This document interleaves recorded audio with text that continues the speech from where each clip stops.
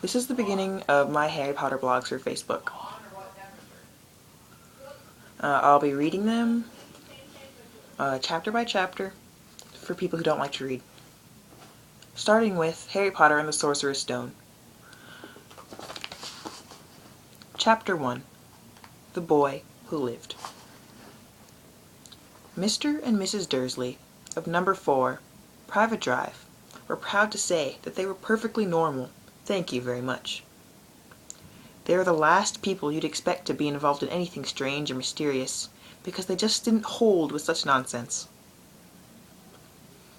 Mr. Dursley was the director of a firm called Grunnings, which made drills. He was a big, beefy man, with hardly any neck, although he did have a very large mustache. Mrs. Dursley was a thin and blonde, and had nearly twice the usual amount of neck, which came in very useful as she spent so much of her time craning over garden fences spying on the neighbors. The Dursleys had a small son called Dudley, and in their opinion there was no finer boy anywhere. The Dursleys had everything they wanted, but they also had a secret, and their greatest fear was that somebody would discover it. They didn't think they could bear it if anyone found out about the Potters. Mrs. Potter was Mrs. Dursley's sister, but they hadn't met for several years. In fact, Mrs. Dursley pretended she didn't have a sister, because her sister and her good-for-nothing husband were as un-Dursleyish as it was possible to be. The Dursleys shuddered to think what the neighbors would say if the Potters arrived in the street. The Dursleys knew that the Potters had a small son too, but they had never seen him. This boy was another good reason for keeping the Potters away. They didn't want Dudley mixing with a child like that. When Mr. and Mrs. Dursley woke up on the dull, gray Tuesday, our story starts. There was nothing about the cloudy sky outside to suggest that strange and mysterious things would soon be happening all over the country. Mr. Dursley hummed as he picked out his most boring tie for work, and Mrs. Dursley gossiped away happily as she wrestled a screaming Dudley into his high chair. None of them noticed a large, tawny owl flutter past the window. At 8:30, Mr. Dursley picked out his briefcase, pecked Mrs. Dursley on the cheek, and tried to kiss Dudley goodbye, but missed, because Dudley was now having a tantrum and throwing his cereal at the walls. "Little tyke," chortled Mr. Dursley as he left the house. He got into his car and backed out of number 4's drive. It was on the corner of the street that he noticed the first sign of something peculiar. A cat, reading a map. For a second, Mr. Dursley didn't realize what he had seen. Then he jerked his head back around to look again. There was a tabby cat standing on the corner of Private Drive, but there wasn't a map in sight. What could he be thinking of? It must have been a trick of the light. Mr. Dursley blinked and stared at the cat. It stared back. As Mr. Dursley drove down the corner and up the road, he watched the cat in his mirror. It was now reading the sign that said Private Drive. No, looking at the sign. Cats couldn't read maps or signs. Mr. Dursley gave himself a little shake and put the cat out of his mind. As he drove toward town, he thought of nothing except a large order of drills he was hoping to get that day. But on the edge of town, drills were driven out of his mind by something else. As he sat in the usual morning traffic jam, he couldn't help noticing that there seemed to be a lot of strangely dressed people out. People in cloaks. Mr. Dursley couldn't bear people who dressed in funny clothes, the get-ups you saw in young people. He supposed this was some stupid new fashion. He drummed his fingers on the steering wheel, and his eyes fell on a huddle of these weirdos standing quite close by. They were whispering excitedly together. Mr. Dursley was enraged to see that a couple of them weren't young at all. Why, that man had to be older than he was, and wearing an emerald green cloak. The nerve of him! But when it struck Mr. Dursley that this was probably some silly stunt. These people were obviously collecting for something. Yes, that would be it. The traffic moved on, and a few minutes later, Mr. Dursley arrived in the Grunnings parking lot, his mind back on drills. Mr. Dursley sat with his back to the window in his office, on the 9th floor. If he hadn't, he might have found it harder to concentrate on the drills that morning. He didn't see the owls swooping past in broad daylight, though people down in the street did.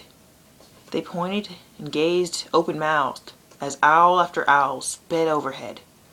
Most of them had never seen an owl, even at nighttime.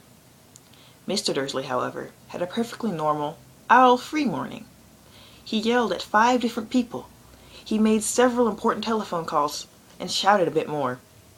He was in a very good mood until lunchtime, when he thought he'd stretch his legs and walk across the road to buy himself a bun from the bakery. He'd forgotten all about the people in cloaks until he passed a group of them next to the baker's. He eyed them angrily as he passed. He didn't know why, but they made him uneasy. This bunch were whispering excitedly too, and he couldn't see a single collecting tin. It was on his way back past them, clutching a large doughnut in a bag, that he caught a few words of what they were saying. The Potters. That's right. That's what I heard. Yes, their son, Harry. Mr. Dursley stopped dead. Fear flooded him.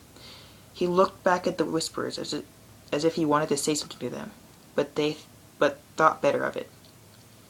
He dashed back across the road, hurried up to his office, snapped at his secretary not to disturb him, seized his telephone, and had almost finished dialing his home number when he changed his mind. He put the receiver back down and stroked his mustache, thinking. No, he was being stupid. And stroked his mustache. Potter wasn't such an unusual name. He was sure there were lots of people called Potter who had a son called Harry. Come to think of it, he wasn't even sure his nephew was called Harry. He'd never even seen the boy. It might have been Harvey or Harold.